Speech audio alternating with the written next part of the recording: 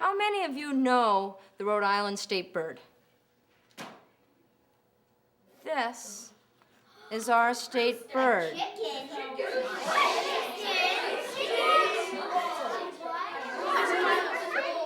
Okay. Our state bird is a Rhode Island red rooster. Raise your hand if you have ever seen a Rhode Island red. No one? You have lived here for at least 9 years and no one has seen a Rhode Island red rooster?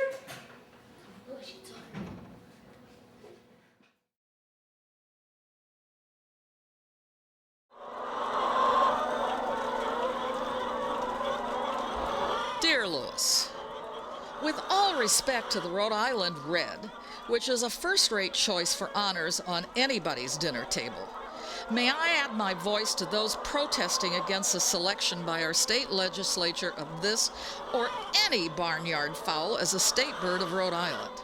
I would gladly see a medal voted to the species for benefits to mankind. But the honor of a choice as state bird should go to a wild creature developed by the exigencies of nature, not by man-controlled breeding. The hummingbird, the osprey, the towhee, and the bobwhite were all native to these parts for centuries before the Rhode Island red was introduced. All are self-maintaining, requiring no help from man.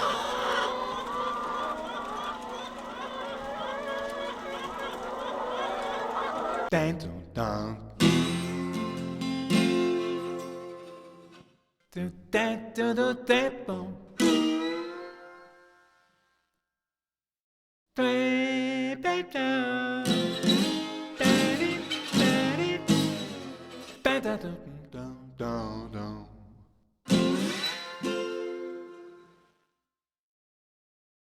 People in the rest of this country must think we're ridiculous.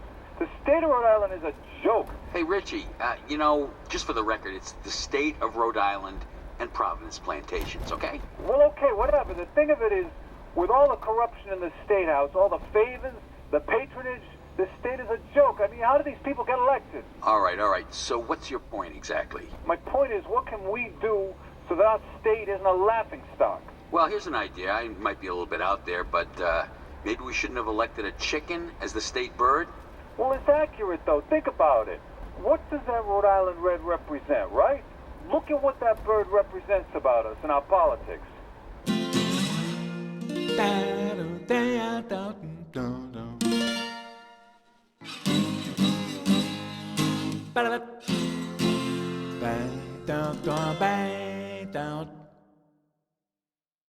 Director of the Integrative Center for Culture and Biology at Cameron College and author of a new book, Watch the Birdie, Seeing Ourselves in Nature. Professor Samuels, welcome.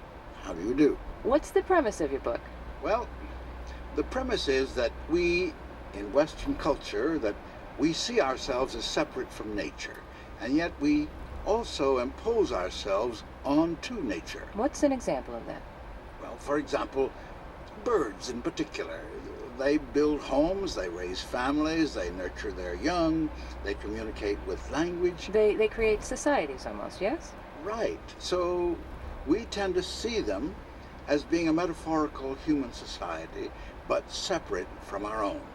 It's a cultural construct, not the empirical reality that we are most interested in, and we are easily caught up in the symbolism we create.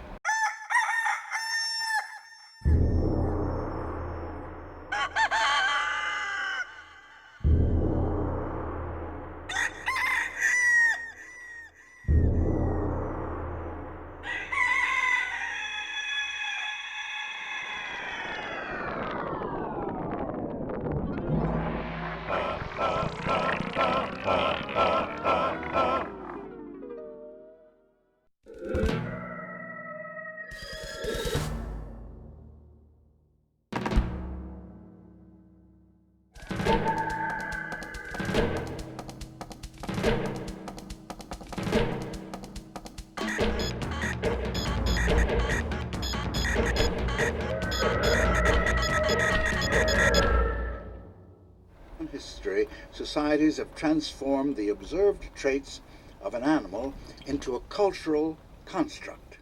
Creatures of nature who are used as symbols in culture. And I think there is a desire to capture their essence for our own purposes. But isn't that wrong somehow? I mean, we hear animal activists talking about this sort of thing all the time. I can't say if it's wrong, but there certainly are consequences. There are consequences when you make assumptions and draw conclusions based on symbolic mythology.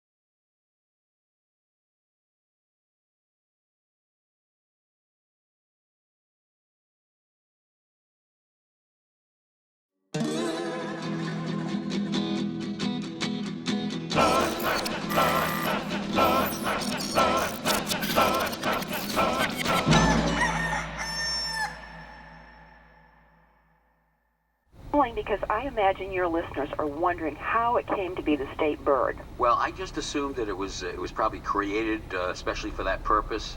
You know, it was bred as a state bird. No, not quite. And actually, it's a very interesting story. The mid to late 1800s was the golden age of poultry breeding. Exotic birds of all kinds were being brought to America, and there was a real fascination with this. Now, in Little Compton, Rhode Island, we had a man named William Tripp, who was a poultryman at that time. He drove his wagon on a routine basis to the port city of New Bedford, Massachusetts. And here there was a considerable trade with the ports along the east coast of Asia. Now, this William Tripp, one day when he was down at the port, obtained a very unusual red cock from a sailor. Now, Tripp took the cock home and he let it run with his scrub hens. And in a short time, the Tripp fowls, as they came to be known, of Little Compton, that were bred from that original red Asian cock, had become so well known for their egg-laying capabilities that another Little Compton poultryman bought some to improve his own stock. Now, that second man was Isaac Wilbur. He began his own cross-breeding experiments with a goal of creating a better all-purpose bird, an improved utility fowl, so to speak, that would lay more eggs. Now, this was in 1854, and Wilbur's experiments attracted the attention of two professors from the United States Agricultural Experiment Station at the Rhode Island College of Agricultural and Mechanical Arts. Well, these two professors told Wilbur, "You have a new breed here, and the time has come to give it a name. Have you a name to suggest?" And old Isaac Wilbur gave it some thought, and Yeah, Joyce, and the rest is history. Okay.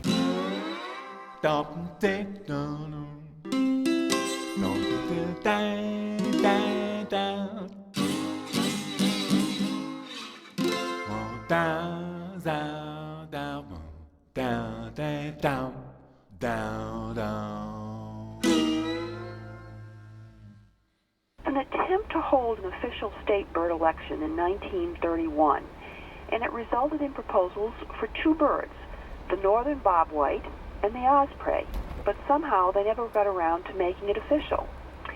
Then, in 1954, a new state bird vote was held. But that year was also the centennial of the Rhode Island Red breed that Isaac Wilbur had created 100 years earlier in 1854. So to promote this, the Rhode Island Red Centennial Committee was formed to orchestrate a centennial celebration. And, in addition, they also got involved in the state bird vote. And So wait a minute here, Joyce. The state bird vote was rigged? well, I wouldn't say it was rigged, but the committee did get a lot of publicity. And the fact that it was already called the Rhode Island Red, it just seemed to get people's attention at that time, and they managed to accumulate some support for this bird. Furthermore, it is peculiarly inappropriate that a bird backed by commercial interests with support from an actual Rhode Island Red Club should have been entered in competition with wild birds which enjoy no such advantage.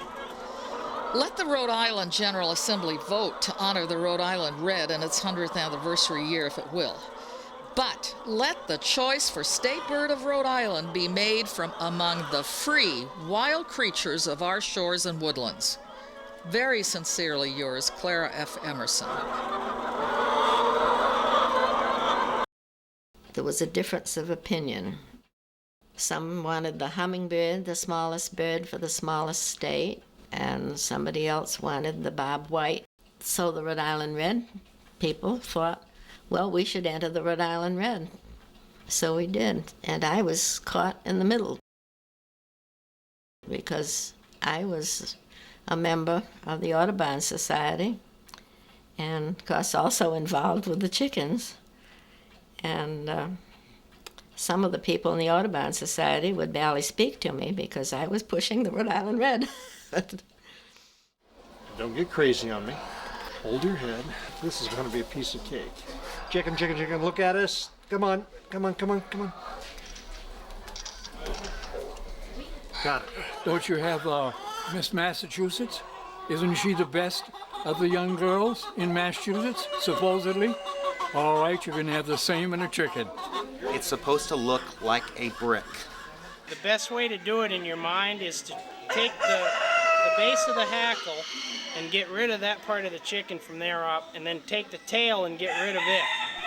You should be left with a cement block. So what I'm looking for is a kind of a square. Rhode Island Red should be square. All you've done is cut off from the neck, the tail, and the legs. You've got a brick.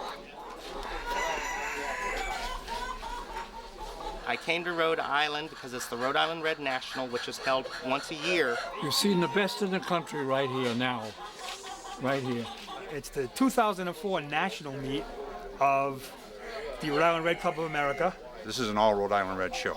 And it's also a celebration. This is a celebration of the 150th anniversary of the Rhode Island Red. It's been a recognized breed by the American Poultry Association for 100 years.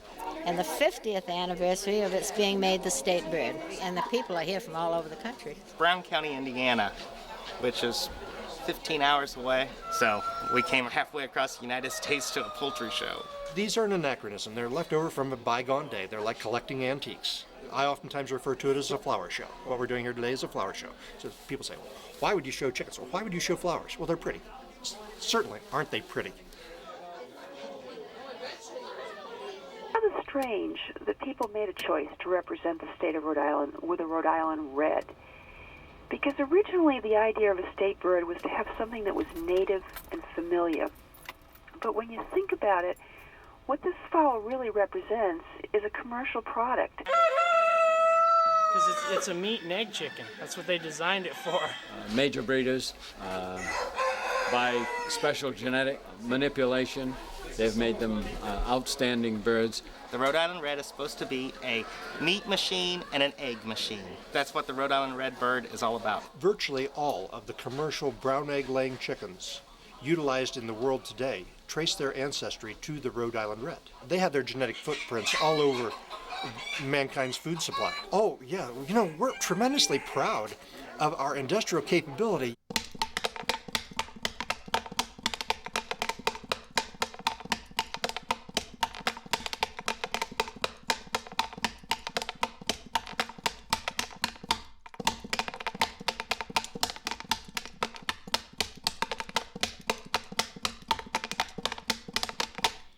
and they had ballots printed up, and everybody in the state was eligible to vote.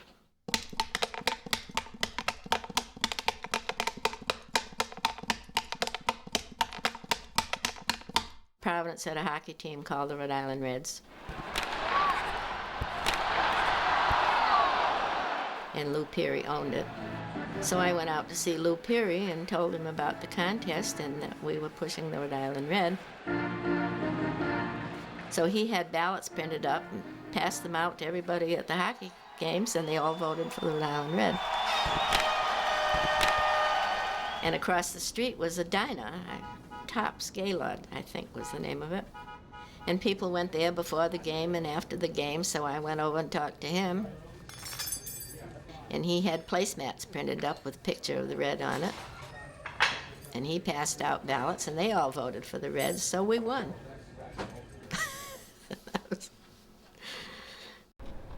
Well, we've learned quite a bit today about the state bird, the Rhode Island Red, and how it became our state bird, and I'm just trying to figure out what the heck does it all mean, huh?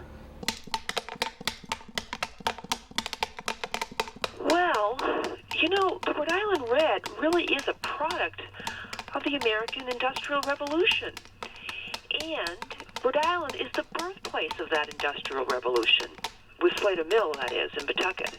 I think it was a logical choice for a state bird. With all the corruption in the State House, all the favors, the patronage, the state is a joke. I mean, how do these people get elected? I don't think it's strange at all. I think it's a wonderful choice. Creatures of nature who are used as symbols in culture. I think it was a great choice. Well, it's accurate, though. Think about it.